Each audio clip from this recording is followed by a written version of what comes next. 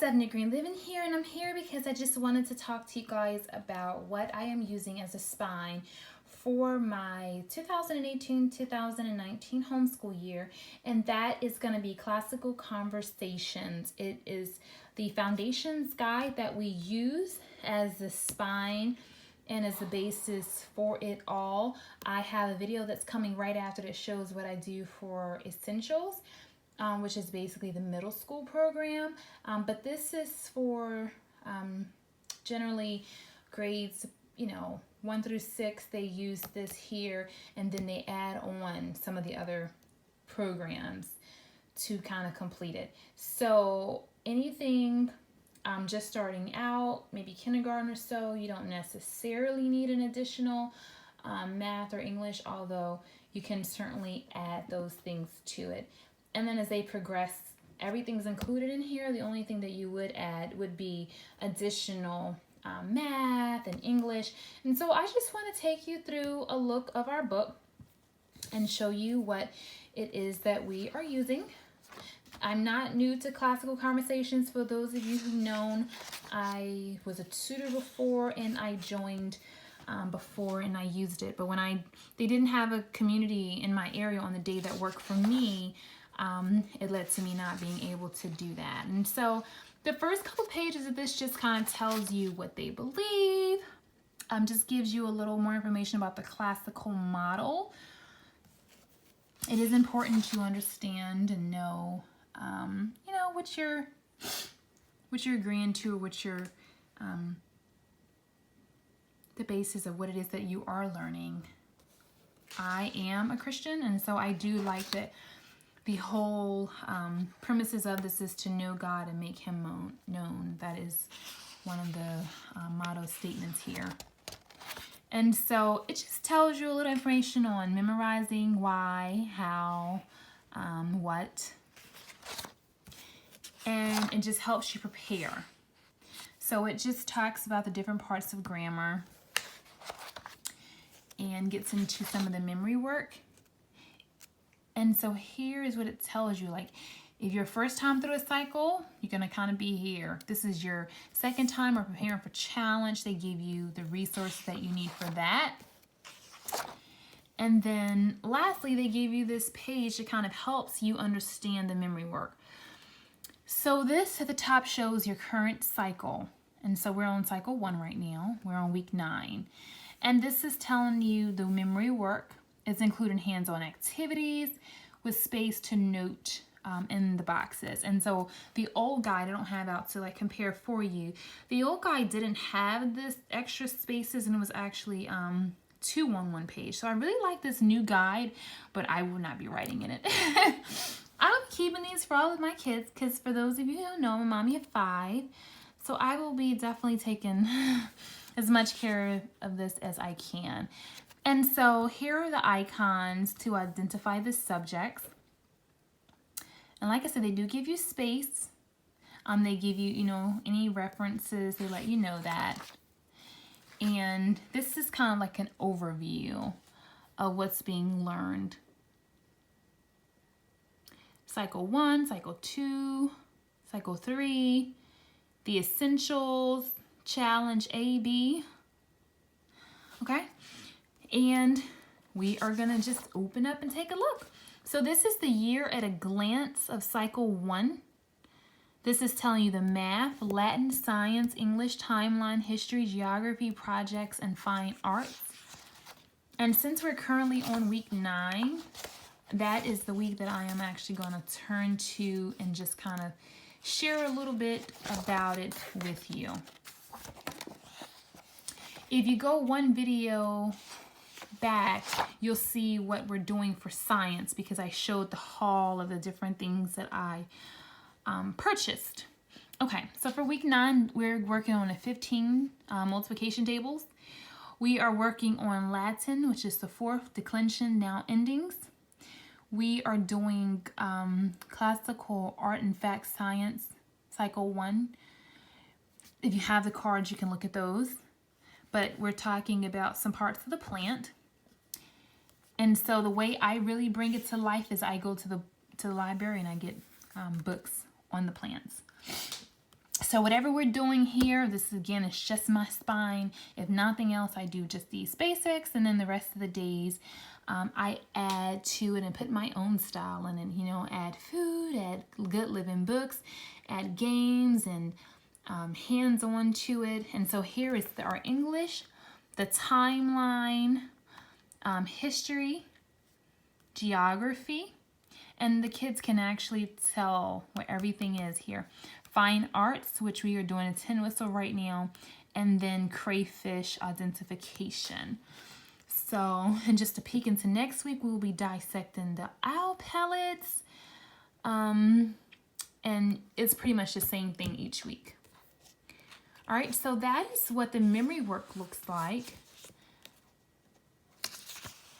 Again, I do have a video that you can see what the science material looks like. If you wanted to be a memory master, meaning that you have memorized every piece of information that you have learned for the year, you absolutely can do that, and that's an amazing way to study and just be diligent. Okay, so for our map studies, or not really map studies, but for our geography, we use these maps here, and we say, point to Brazil, you know, show me where Brazil is, or trace Brazil, or however the tutor decides to do it. But it's a lot of show me, tell me, circle, trace, and they're able to do it on here too, on the Black Line Master. And they're able to do that for all of the places. And it's really shocking to see these 5-year-olds sitting here and being able to tell you all of the different parts of the world. And so I love it. And so for fine arts, we had drawing, and they were doing the shapes and working with the oils and so forth. They were doing upside down images and mirror images and perspective. So they get all of this every single week. So now we've skipped to 7, and now we're doing 10 whistles. So it's a really great program. It's a really great guide. And again, it just grows with all of your children. And then they also do great artists and composers, and they get into the orchestra. And because I live close enough to an orchestra, we're going to go and hear one and attend it. And so they're just talking about the Baroque and classical periods. And so it's really exciting. It's really exciting. And here they are just talking about and learning the different instrument pictures and being able to identify them. We have our hands-on science. We did a project with baby beans, nature walks. You guys probably saw a few of those pictures on Instagram. The crayfish identification, owl pellets, layers of the geosphere, mineral identification. So just a lot of goodies that are planned for this year. And this is only, I'm going to skip, that's only cycle 1. And so now we get into cycle 2. And so there's a 3-cycle that they go through. So it's cycle 1, cycle 2, cycle 3, and then they go back over again. So what the children don't pick up the first time, they generally end up getting the second time. And most people get at least 2 times, so it's no need to worry. So I'm just showing you here. And then I won't go through it all again, but you know, again, cycle 2 has its maps and its memory master. So the book is set up the exact same way for all 3 cycles here. And so they just give you at the back some scripture passages if you're interested in that, some presentation ideas, and just more information for the rest of it. But so I just wanted to show you guys what we were using again as our spine. I will talk about what we did last year, what worked for us, what didn't work for us. And we have done CC almost from the beginning. We really loved it. And although we love what we did last year, with me working over 50 hours a week and just having the 5 kids, this is just easier for me. I hope that I kind of shared, you know, this in in enough detail. I didn't want to rush it, but then I didn't want to drag it as well. So I just wanted to kind of show you what we actually use, what the actual curriculum looks like, and then just kind of wanted to do kind of like an open up of it and just share a little bit of it with you. And hopefully this gave you a better idea of classical conversations and what it really is like. If you have any more questions about it, let me know and maybe I can do another video. Or definitely go to classicalconversations.com and you can see there's a Classical Conversations community that's near you. Every classical conversation is set up a little bit different. It kind of depends on what the director has set up, but they all meet once a week. And so again, according to where you live, we'll determine the date that it's on. But the way the program works is it's from 9 to 12. If you don't have essentials, and then generally from 12 to 1 is lunch and PE, and then from 1 to 3 is essentials. In my next video, I do talk about the essentials, and I do show you what the essentials looks like, and it's equivalent to like middle school. So I'm showing you what that looks like. They would still do the foundations, have their lunch and PE, and then they would go ahead and do the English program. So there's normally like a morning presentation where families kind of talk and share, and then they just get right into the going over the different subjects. And so everything is taught, every single class. Just going to open it back up for a second. And the way it works is generally you have 30 minutes of your new grammar, which is this right here.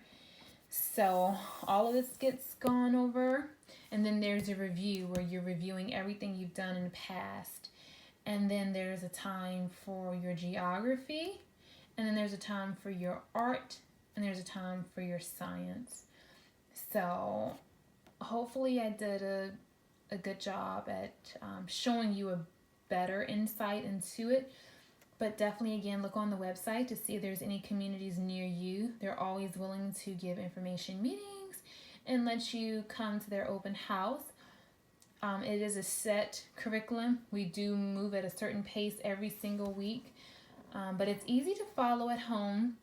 And so even though you go to the community once a week, what would happen the rest of the week while you're home, you would be going ahead and reviewing over the exact same information, and then maybe you could get books on prepositions, or maybe you could dig deeper into that.